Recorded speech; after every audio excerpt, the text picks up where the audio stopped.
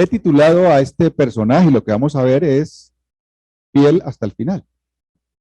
Y es una frase interesante, ¿no? Fiel hasta el final. Y creo que esto caracterizó a Esteban, que fue un hombre fiel hasta el final. ¿Se acuerdan cómo terminó él? Lo último que leímos ahí en el texto esta mañana fue una frase muy bonita, y durmió. ¿Sí? Ahí en el capítulo 7 de Hechos estamos, donde dice, y durmió, es decir, pues sabemos que ahí la palabra pues se refiere realmente a la muerte, ¿no? La muerte física, donde después de tanto palo que le dieron y tanta piedra, finalmente expiró, entregó su espíritu y dice que durmió con el Señor. Pero ese durmió también es como la idea de que ya, ¿cierto? Descansó de todo lo que correspondía a su vida terrenal. Jesús lo dijo en otras palabras, ¿no? He acabado la obra que me diste. Así lo dijo al Padre, ¿no? He acabado la obra que me diste. En el caso de Esteban durmió. Jesús también lo dijo de otra manera, ¿no? Consumado es decir, ya se cumplió. Y eso es una idea de fidelidad, ¿no? Qué bueno, fiel hasta el final, creo que ya se cumplió todo, ahora sí, duerma tranquilo, descanse tranquilo. Entonces, ese es el enfoque de Esteban, fiel hasta el final. Y aquí esto nos debe llevar a pensar en varias cosas que también regularmente nosotros usamos, ¿no? Siempre se habla mucho y pensamos mucho en seguir a Jesús. La Biblia dice eso, ¿no? También de seguir sus pisadas, de andar como él anduvo, ser como él, ¿cierto? Todas esas frases son palabras que están en la Escritura. ¿Ustedes qué creen? Que eso es bien claro para nosotros. ¿Sí? Como para pensar un poquito en cosas que la Escritura dice, ¿cierto? Que son claras aquí, pero que a la hora de hacerlas, de vivir, no están claras. ¿Sí? Entonces, porque a veces pegamos unos arranconazos, ¿cierto? O a veces se pegan unos arranconazos, no, ahora sí voy a seguir a Jesús. Y entonces llegamos a ser como esos creyentes de los 100 metros planos, ¿no? Y apenas aguanta para 100 metros y se quedó. Y entonces nos volvemos especialistas en 100 metros plano, ¿no? Un arranconazo y después desaparecemos. Bueno, cosas así pasan, ¿no? Pero la pregunta que surge a raíz de eso es, ¿y cómo es posible eso? ¿Cómo es posible que eso de seguir sus pisadas, de seguir a Jesús, de caminar bien con él, todo eso qué es, no? Pues vea que eso es la vida. Y una vida entregada realmente a él. Donde él nos guía, donde él nos ilumina, nos enseña, nos lleva y todo eso, pues es por un camino bastante angosto, como también sabemos, lleno de espinas, de grandes complicaciones. Pero que el Señor cumple su obra en nosotros, ¿no? Nos perfecciona y nos usa de una manera muy especial.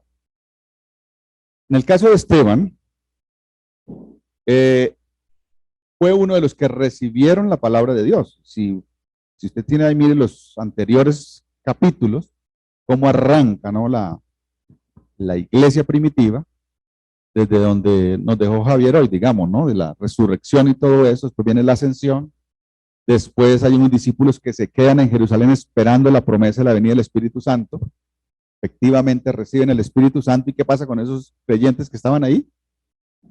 Entonces empiezan a caminar con el Señor arrastrando a otros, ¿no? Porque si miran el capítulo 2, ahí dice que ya Pedro, lleno del Espíritu Santo, entonces le habla a una multitud, que le habla exactamente el Evangelio acerca de Jesús, y dice que muchos recibieron la palabra de Dios. Muchos recibieron la palabra de Dios. Y esos que recibieron la palabra de Dios, dice, ahora que perseveraban, ¿sí? 2:42 por ahí. Recibieron la palabra y ahora perseveraban. Perseveraban en la doctrina, que es en la enseñanza, en la comunión, en el partimiento del pan, en la comunión, bueno, todas esas cosas. dice que perseveraban. Entonces recibieron y perseveraban. Y sigue uno por los capítulos 3, 4 y 5 y se da cuenta que esos creyentes se van multiplicando, van transmitiendo lo mismo. ¿Qué hacían ellos? Enseñar, como dice ahí, discipular en el sentido de que permanecían en la doctrina y adoctrinaban más bien. Todo eso se daba en el comienzo. Esto para responder a una pregunta que sale, por supuesto, del capítulo 7 donde estamos, ¿no? Bueno, y del 6 realmente. Creo que Esteban comienza del capítulo 6. Y ahí en el 6 surge un asunto, y es que hay una dificultad en la iglesia que ya había crecido, que eran muchos los creyentes, y entonces a causa de esa dificultad dicen, necesitamos 7 varones que se encarguen de ese trabajo. Vamos a mirar un poco eso. Y dentro de esos está un tal llamado Esteban. Y otros 6. Otros 6 secuaces, diríamos, ¿no? Y uno dice, ¿y de dónde salieron estos? Seguro no fue un milagro que Dios los trajo y los puso ahí como el chapulín colorado, ¿no? ¿De dónde aparecieron estos? Pues de todo ese recorrido, Probablemente de esos que recibieron la palabra de Dios, perseveraron en la doctrina, en la comunión y en todo lo demás. Y dice, si ustedes miran por lo menos el último versículo del capítulo 5, ¿qué hacían? ¿Sí? ¿Quién lo quiere leer? Así funcionaba el asunto en ese momento. Dice que todos los días en el templo y por las casas no cesaban de enseñar y predicar a Jesucristo. Esa era la tarea principal de todos ellos en el comienzo. Y seguro que de alguna manera ahí estaba Esteban. Ahora sí, vamos a Esteban en el capítulo 6, ya teniendo una idea de eso, de dónde viene.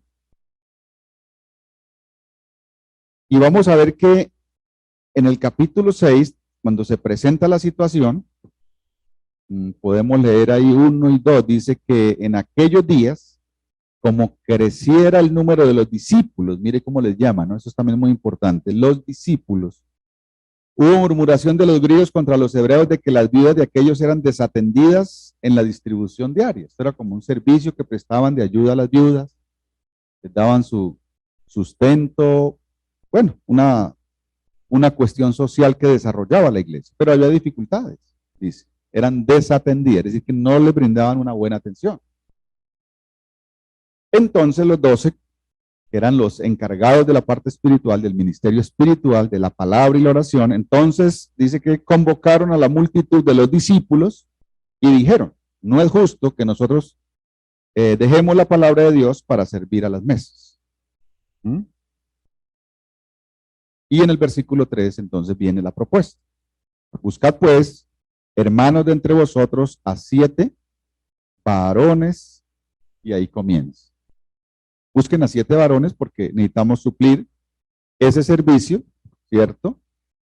Y ahí entonces da unas características muy especiales. Dice, de buen testimonio, llenos del Espíritu Santo y de sabiduría. Y entonces a estos encarguémosle ese trabajo. Podrían surgir muchas preguntas, ¿no? Para uno meterse un poquito allá, pero cuando usted en la casa con más calma mire ese texto, siempre les animo a escribir preguntas, ciertas inquietudes y ir buscando en el mismo texto porque va a haber respuestas, las que no podamos acá, ¿no? Entonces, primero, por ejemplo, ¿por qué piensan en varones? ¿No les parece interesante eso? ¿Por qué pensaron en varones? Buscad pues varones. Y ahora hay 3 cosas ahí entonces que siguen, dice, de buen testimonio, llenos del Espíritu Santo y de sabiduría. Como habla de otros personajes ahí, pues no vamos a enfocarnos en todos, sino solo en uno, que por supuesto es Esteban, porque el versículo siguiente, el 5, dice que agradó la propuesta a toda la multitud y eligieron a Esteban primero, ¿cierto? A Esteban, varón lleno de fe y del Espíritu Santo. Ahora menciona 2 cosas. ¿Sí? 2 cosas. Entonces, centrándonos en Esteban y siguiéndole la pista de Esteban, vamos a ver 6 características de Esteban. Vamos a ver 6 características de Esteban, las 6 características de Esteban y por qué eso fue tan importante en la manera como él fue útil en la obra de Dios, que es lo que nos interesa. La primera podemos resumirla en esto: Esteban, un varón de buen testimonio. Esteban fue eso, un varón de buen testimonio. Por supuesto, creyente, que seguía al Señor, pero cuando habla de buen testimonio, es una persona que tenía buena fama. Oiga bien, como creyente, como discípulo de Jesús, era un varón que tenía buena fama. ¿Eso qué quiere decir también? Como decimos de otra manera, tenía buena reputación. ¿Sí? Una persona de buena reputación. ¿Qué caracteriza normalmente a una persona de buena reputación o de buena fama? ¿Qué dirían ustedes? A ver, quiero escuchar unas voces, ¿no? Sería bueno. Eso. Cumple su palabra, que dice una cosa y le creen, ¿no? Podríamos decir. Es una persona creíble o confiable. Es el otro lado. Entonces le creen a esa persona, ¿por qué? Porque lo que dice seguro que lo va a cumplir, lo va a hacer. Confiable. Confiable, ¿cierto? Que no hay tanto problema decir, ¿será que a este sí o no? ¿Le encargamos o no le encargamos? ¿Será que no se lo roba? ¿Será que...? Bueno, todos saben cómo es el asunto, ¿cierto? Exacto. Puntual. No nos va a desbarajustar aquí el programa porque sabemos que está puntual. O no nos va a poner a correr por allá porque es que, ¿cierto? A tiempo, antes ese tipo de personas nos motivan, ¿no? Dicen, pues yo no soy el encargado, pero cuando uno ve a alguien que está ahí, entonces como que se motiva también a hacer lo mismo, ¿no? Pero entonces esa es la idea, ¿no? De una persona de buen testimonio, que eso incluye ¿qué? Su vida cristiana, su fama como cristiano, como discípulo, que es confiable, es muy importante eso. Porque eso ¿qué hace? Si lo resumimos todo, exalta el nombre del Señor. Porque estamos hablando de un discípulo que es un seguidor de Cristo.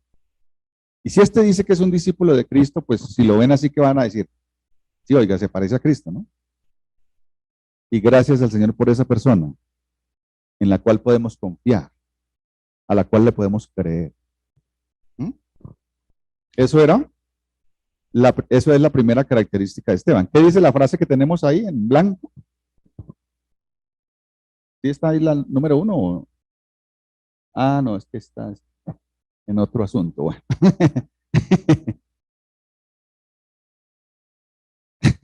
Esa es la idea. Entonces, lo primero que Esteban, un varón de buen testimonio. ¿Qué quiere decir eso? Que para nosotros es un ejemplo espectacular, ¿cierto? De que nosotros también podamos ser eso.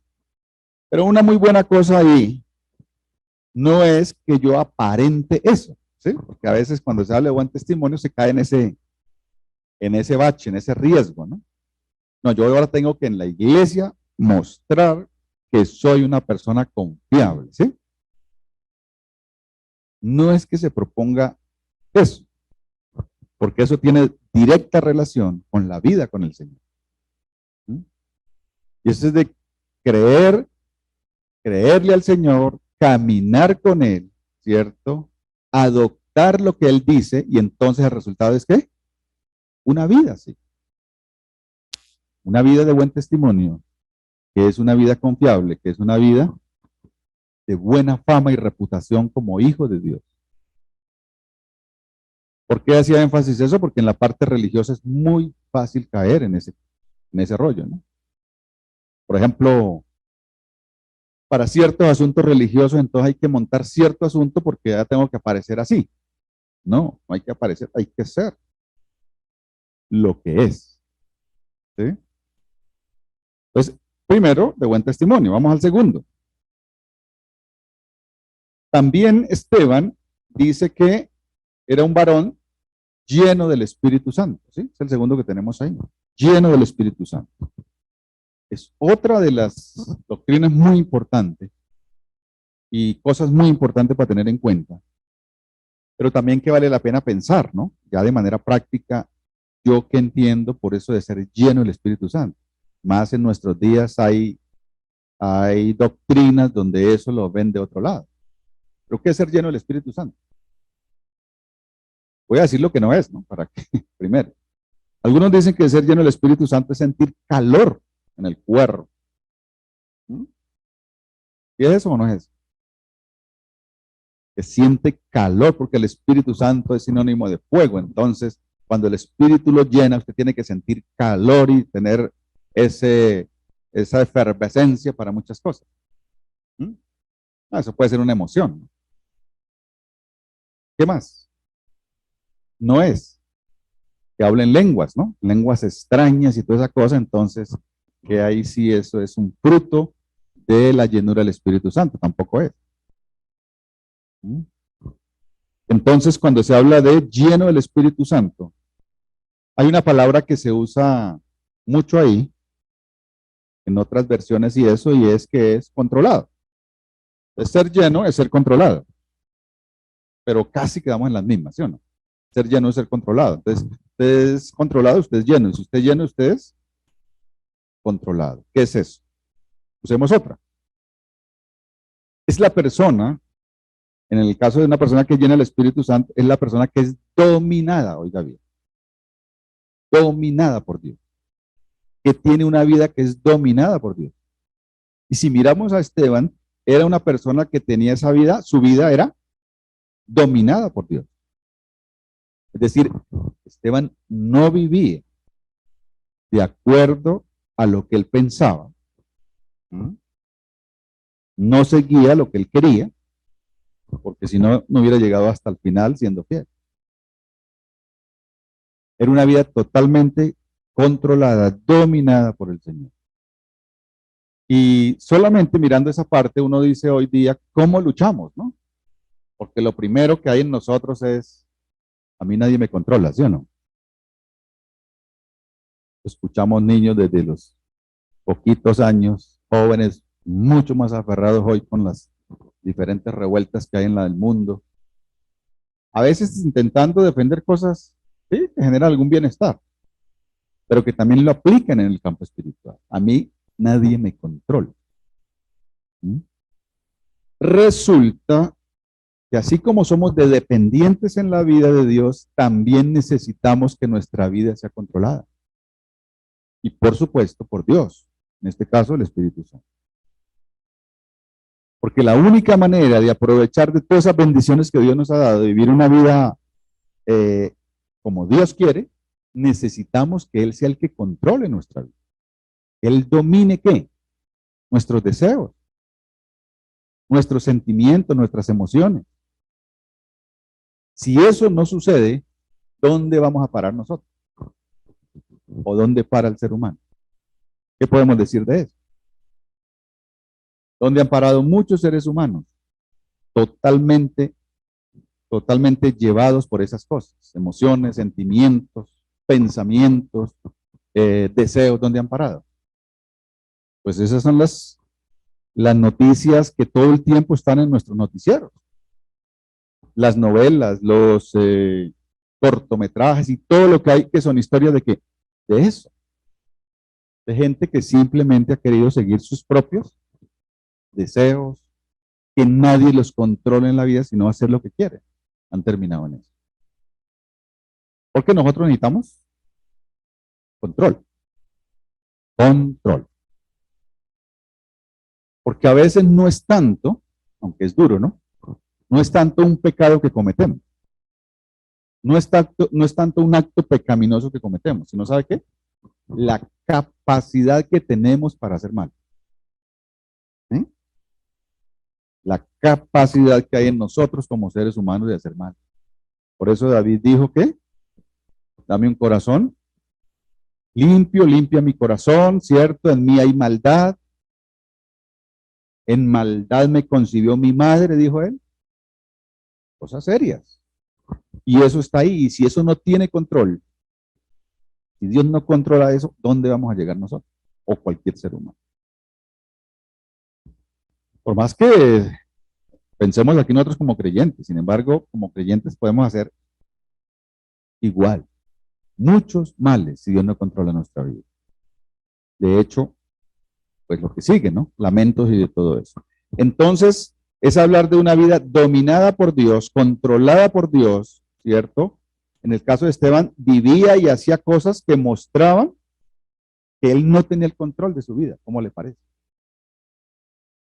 Pero no era un descontrolado. Era que sencillamente, por llamarlo así, había cedido el control al que lo puede hacer. Solo Dios puede dominar todas esas cosas. ¿Dónde y cuántas veces hay impulsos que llevan sencillamente, que para nosotros son incontrolables y que llevan a hacer cosas terribles? Eso es. Entonces, mire lo importante cuando habla de llenos del Espíritu Santo. ¿Qué tal, como en el caso de Esteban, aplicándolo ahí al trabajito que le dieron, ¿no? De cuidar a las viudas, de darles el sustento, de velar porque estuvieran bien. ¿Qué problema se le podía presentar a Esteban? A ver, especulemos nosotros acá un poquito. ¿Qué podía pasar si no fuera controlado por el Espíritu Santo? Que le resultara una viuda alegre. Bueno, ¿sí? Peligro. Se enredara con una viuda, más bien, ¿cierto? Exactamente. Que prefiriera a unas más que a otras, ¿no? O que ya no está como que me cae mejor, entonces le damos mejor porción. Y uno dice, ¿qué tiene de malo eso? Claro, es malo. Mire cuántas cosas y por cuántas cosas necesitamos nosotros que sea Él que tenga el control de nosotros.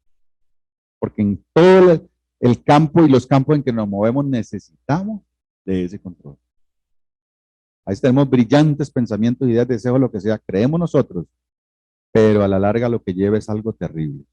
Miremos para complementar este punto los versículos 54 al 58 del capítulo 7, porque todo el capítulo 7 también nos habla de Esteban, ¿no? Trasladémonos allá al capítulo 7, 54.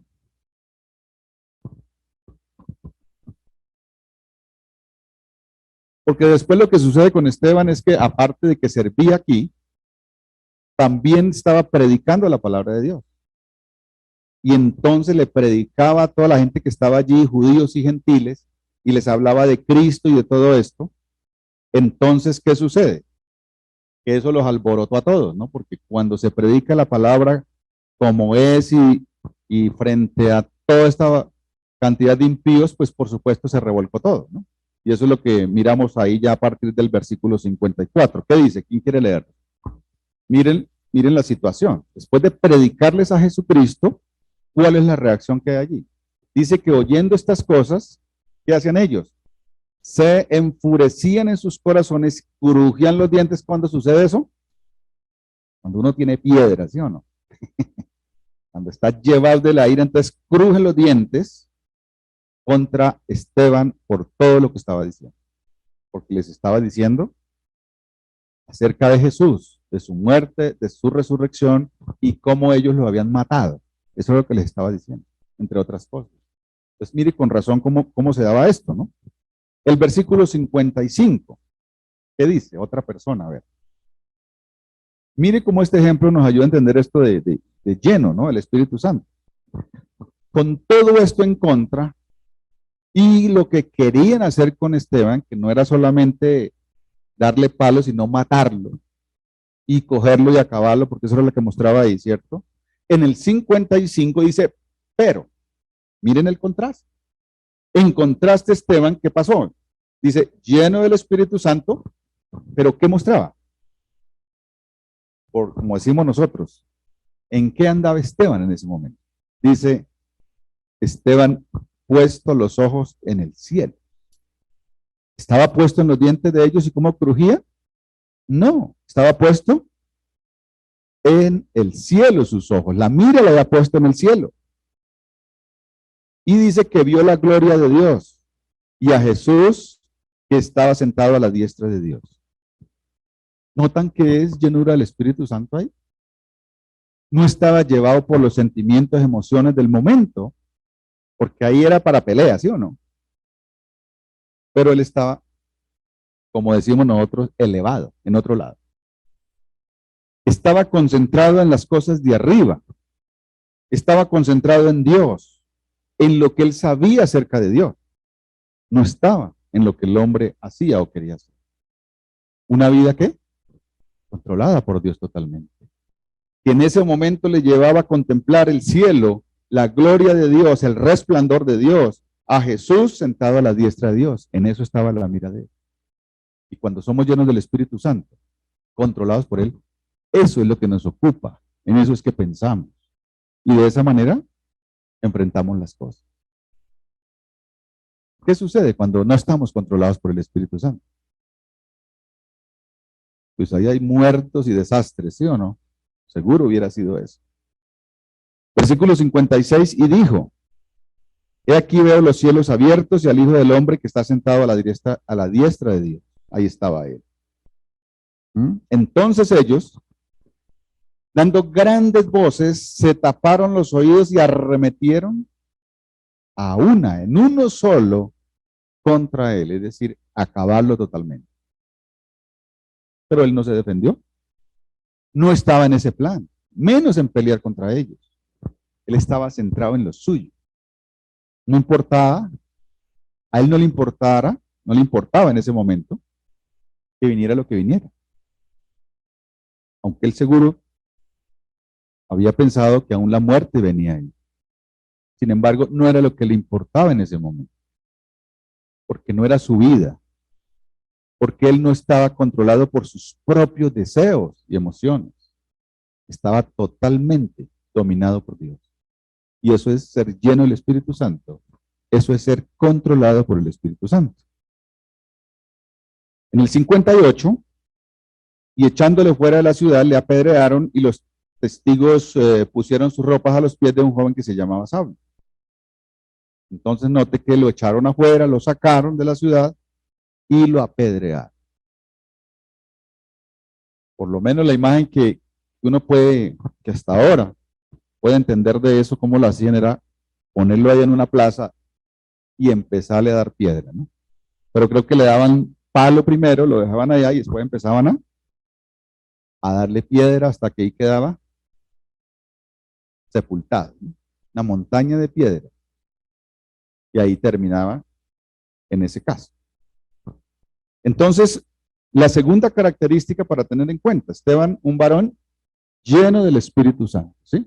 ¿Sí tenemos ahora sí la frase? ¿Qué dice la segunda? Bueno, ahora vamos muy adelantados. ¿Qué dice de lleno del Espíritu Santo?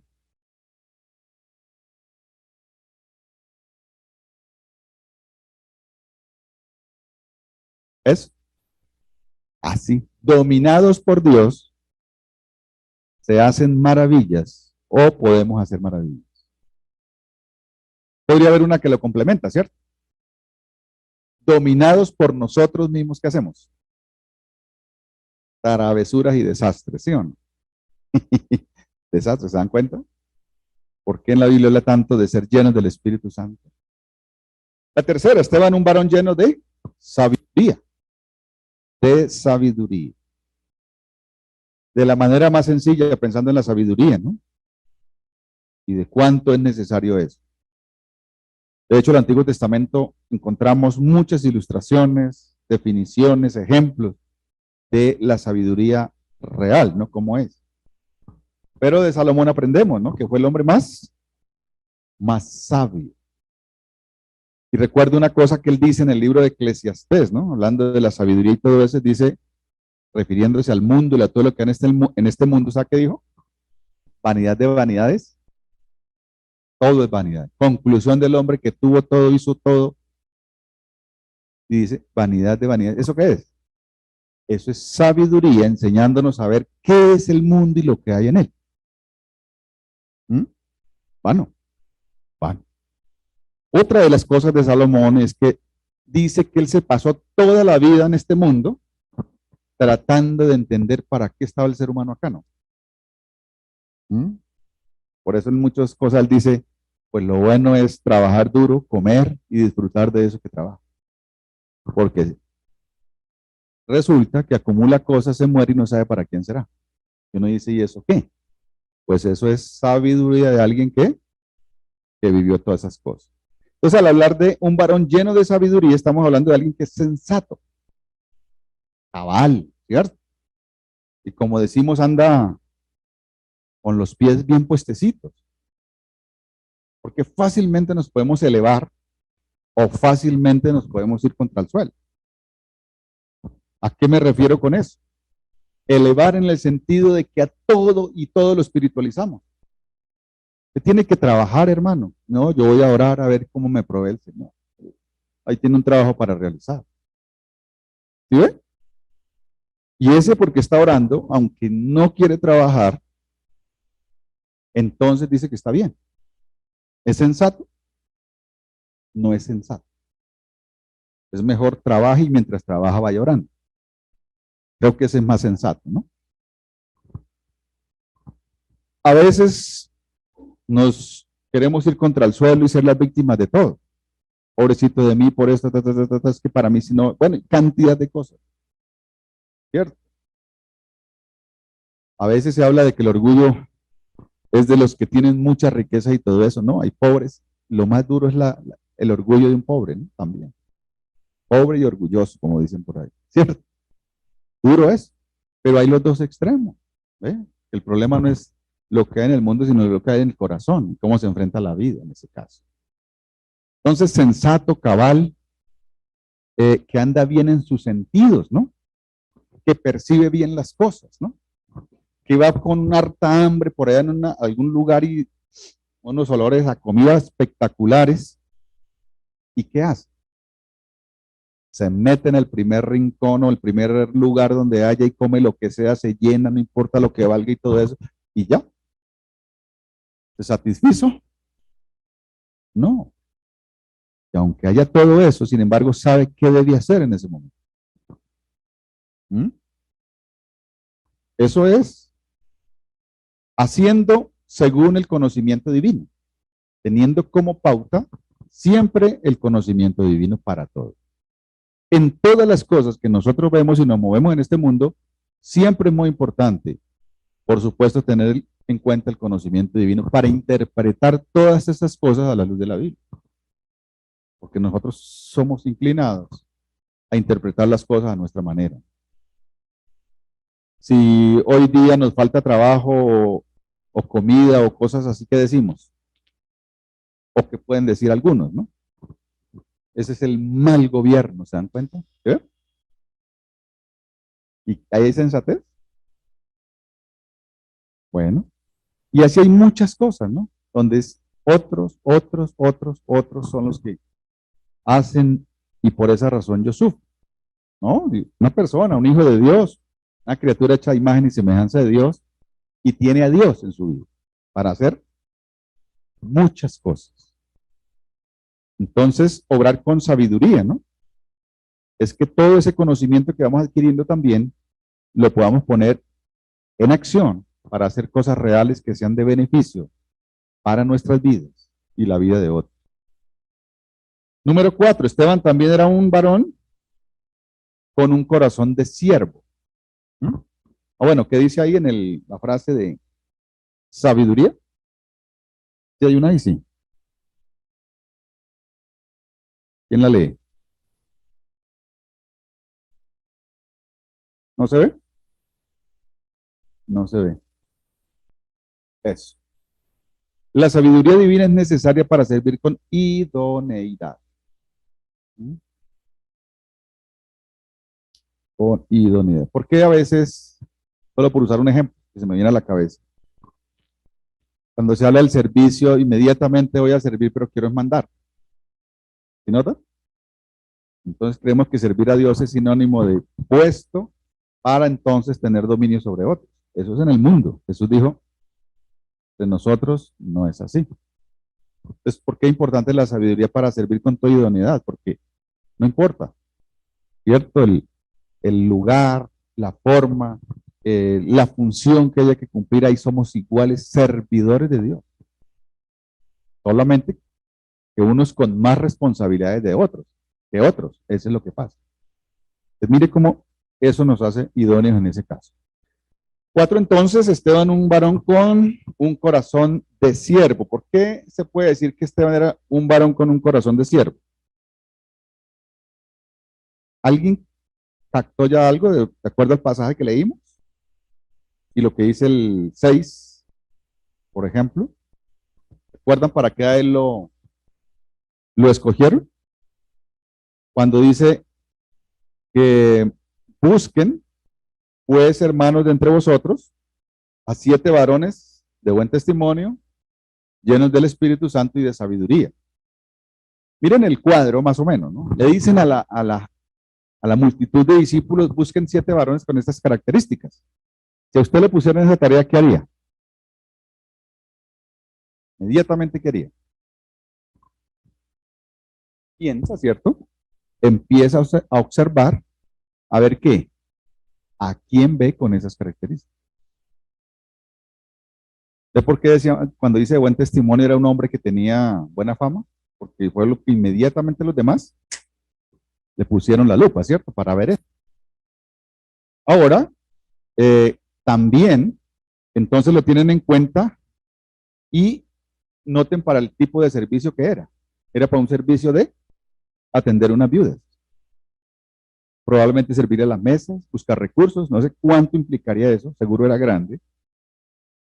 Pero, si vamos al capítulo 7, siguiendo con la idea de Esteban, ¿no?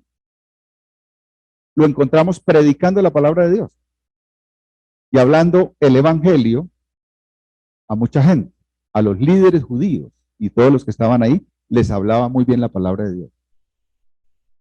¿Por qué podemos decir que Esteban era un varón con un corazón de siervo?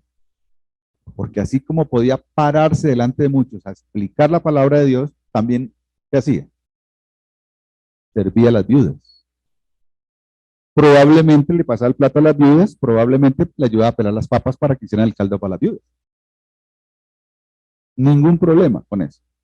Tenía un corazón de siervo. Y sabe que en la obra de Dios sucede así, ¿no? Claro, a muchos de nosotros decimos, pues lo principal es pararnos aquí o en otros lugares y enseñar la palabra de Dios. Pero si hay un reguero por ahí, ¿toca qué? Coger el trapero, la escoba y hacerlo. Y uno lo sabe hacer perfectamente. Si toca pelar plátano y hacer un sancochito también porque necesita, ¿qué hacemos? Pues también toca hacerlo. ¿Ve? Porque ¿qué es lo importante? En el caso de un siervo de Dios, corazón de siervo. El corazón de siervo. Por eso, concluimos en esa característica de Esteban, ¿no? Tenía un corazón de siervo y ahí nos dice que el resumen de la frase, a veces pensamos que lo más importante son las grandes capacidades que necesitamos tener para hacer algo. Resulta que lo primero es el corazón. Con un corazón de siervo, así hay algunas cosas que no sabemos, las vamos a aprender a hacer. ¿Cómo le parece? Y las vamos a aprender a hacer y las vamos a hacer. El mundo funciona al revés, ¿no? El mundo es capacidad. Si usted hace algo, es aquí el propio, pero el corazón no importa. Con el Señor importa el corazón, porque si hay ese corazón de siervo, hay la actitud para aprender muchísimas cosas. Y no va a ser una sola, sino muchas, para la gloria de Dios y para el beneficio de muchas personas. Esteban sirvió a las viudas, esas que eran desatendidas, pero también, si miran el capítulo 6, versículo 8, ¿qué hacía Esteban? Y Esteban, lleno de gracia y de poder, hacía grandes prodigios y señales entre el pueblo. Y creo que los prodigios y señales no eran exactamente servir a la viuda. Eran otras cosas que también Dios le usaba. Seguro, sanar enfermos. Seguro, otros milagros que Dios hizo a través de él, usándolo. Porque su corazón era un corazón de siervo. Número 5. Ya nos quedan las dos más corticas. Ya 30 versículos cada. Esteban, un varón que reflejaba lo divino. Mire, un varón que reflejaba lo divino. Es decir, que era una persona diferente, que fácilmente se veía y se notaba diferente a los demás. Lo acusaron falsamente y para matarlo, ¿no? Porque se inventaron cualquier cantidad de cosas porque el fin era matarlo, quitarlo, como decimos. ¿Y él qué hizo? No dijo nada. ¿Eso es ser diferente? Claro que sí, es ser diferente. No se defendió, todo el tiempo esperó en Dios, todo el tiempo estuvo pensando en lo que hay más allá, no en lo que hay más acá. Y eso es reflejar lo divino, porque solamente lo que es divino tiene esas características, ¿no? ¿Quién hizo eso? De que lo trataron mal, lo escupieron, lo colgaron, hablaron, inventaron. Jesús. Y cuando vemos a Esteban, ¿a quién estamos viendo? Recordando perfectamente. Al mismo Jesús, ¿cierto? ¿Qué hizo Jesús? Mostrarnos todo lo divino ahí. ¿Qué hace Esteban? Lo mismo. Por eso Esteban, un varón que reflejaba o que reflejó lo divino en ese caso, ¿no? Lo divino. Al punto de que mire lo que dice el versículo 15. ¿Qué dice el 15? 6:15. ¿Qué vieron cuando se centraron un poquito a ver a Esteban? ¿Cómo era su cara? ¿Cómo se veía su rostro? ¿Ah? Como un ángel. Digo yo, ¿qué diría alguien que se centre a mirarlo a uno cuando está bien lleno de ira, de amarguras y todas esas cosas? ¿Qué diría de uno? Bueno, si nos han dicho a veces, ¿no te parece qué? ¿Te parece un diablo, sí? Un demonio, cuando está lleno de todas esas cosas. Y a Esteban le dicen que lo vieron como el rostro de un ángel, ¿no? De un ángel. Y a pensar, esto es una frase para pensar, ¿no? Porque ¿cómo así vieron su rostro como el rostro de un ángel? ¿Cómo es el rostro de un ángel? Pues lo que uno puede pensar ahí es como algo angelical, ¿no? Como algo agradable, ¿no? Pero creo que tiene más que ver con la idea de lo divino, ¿no? De lo perfecto. Por esto son seres angelicales, ¿no? O divinos ya. Entonces, eso, ¿no? Para ver que Esteban, entonces, reflejaba lo divino. Y miren el versículo 59, vamos al 7 otra vez. Versículos 59 y 60, que son los últimos que tenemos ahí en el texto de hoy. Y entonces dice que apedreaban a Esteban. Mientras, ¿el que hacía? Piedra venía en forma y el que hacía. Invocaba y decía, ¿cierto? Primero invocaba. Era pensando en el Señor, concentrado en Él, hablando con Él en ese momento, ¿cierto? Eh, Mientras él invocaba entonces y decía, Señor Jesús, recibe mi espíritu. Ya él sabía que eso era lo que podía pasar. Entonces, Señor, pues este cuerpo, este dolor, todo esto que estoy pasando, pues así lo había dicho el Señor, seguro, él pensaría, ¿no? Aquí termina y ahora entonces, recíbeme, ¿no? O recibe mi espíritu. Tenía claro eso, ¿no? Mire lo importante de la fe porque era lleno de fe, ¿no? Sabía que si ahí moría, ¿qué pasaba? Pasaba la presencia del Señor de una vez. Y puesto de rodillas, clamó a gran voz, Señor, no les tomes en cuenta este pecado. Súmele ahora eso, ¿no? ¿Por qué entonces reflejaba lo divino? No les tomes en cuenta este pecado. Lo mismo que hizo el Señor Jesús en la cruz, lo hace Él también. ¿Qué sería más duro, la cruz o la piedra? Y en ese caso, habría que verlo. Pero lo cierto es que Esteban estaba imitando al Señor o actuando igual que el Señor, diciéndole, Señor, no le tomes en cuenta a esta gente el asunto. Y yo no creo que Esteban lo estaba diciendo porque se acordó en ese momento, uy, ahora tengo que hacer lo mismo que hizo Jesús allá, ¿no? No, fluyó de su vida y de su relación con Dios. Decirle a esta gente definitivamente está perdida. No les tomes en cuenta este pecado, ¿no? Esa era la vida de Esteban y fue la vida de Esteban. ¿Y eso es un reflejo de qué?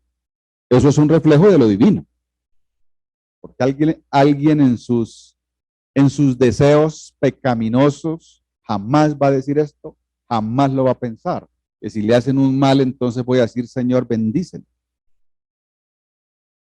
Por eso, la característica de que reflejaba lo divino. Y finalmente, también la sexta, Esteban, un varón que conocía la palabra de Dios, por supuesto. Conocía la palabra de Dios. Solamente miren lo que dice el 7.1, dice que el sumo sacerdote dijo entonces, después que lo habían acusado de tantas cosas, el sumo sacerdote, que era la máxima autoridad ahí entre los líderes judíos, le dice, bueno, entonces, ¿qué dice de eso? Y Esteban, si uno mira lo que sigue diciendo el pasaje, de ahí en adelante, desde el versículo 2 hasta el 50, que usted lo puede leer en la casa, nunca se centra en explicarle otras cosas, sino en explicarle toda la historia de Jesucristo, toda la historia del Antiguo Testamento, desde Abraham, Isaac, David, Salomón y todos ellos, para mostrarles a Jesucristo. Eso fue lo que él hizo. Se centró en eso. Nunca más, ni en nada más les dijo otra cosa, sino simplemente eso. ¿Quién era Cristo? ¿Qué han hecho con él? ¿Qué pasó? Y listo. Centrado totalmente. ¿Por qué lo pudo hacer Esteban? Porque conocía la palabra de Dios. Hablaba de Abraham, sabía que Abraham por lo menos era antes de Moisés, ¿cierto? Y toda la historia perfecta hasta presentar a Jesucristo. Entonces, 6 características muy importantes de este personaje para tener en cuenta, ¿no? ¿Qué tal si las recordamos ya para orar y terminar? ¿Cuál fue la primera? Un varón de buen testimonio. Segundo, lleno del Espíritu Santo, lleno de sabiduría. ¿Qué más? Corazón de siervo. ¿Qué más? Reflejaba lo divino y conocía la palabra de Dios. ¿Ustedes creen que nosotros podemos hacer eso? ¿Podemos llegar allá? Claro que sí. Claro que sí. Somos de carne y hueso. En otra época sí. Y yo diría, aún tenemos ciertas ventajas, si es que estamos mirando el ejemplo de Esteban. Y allá más atrás el de Jesús. Entonces tenemos mucho más para pensar en crecer y ser hombres y mujeres útiles en las manos del Señor en este tiempo. Oremos. Padre, muchas gracias por concedernos el privilegio de contemplar estos ejemplos tan maravillosos como el de Esteban, para inspirarnos, para animarnos, para seguir creciendo y esperar, Señor, siempre ser útiles en tus manos. Tú eres el Dios Todopoderoso y eres quien nos has llamado, nos has hecho tus hijos y también quieres usarnos. Gracias te doy, Padre, por cada uno aquí en este lugar, por los que están conectados.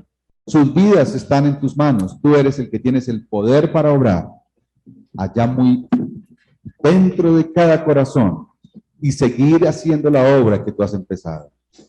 Ayúdanos a nosotros para ser cada día más unidos, unánimes también en llevar a cabo esa obra que nos ha regalado.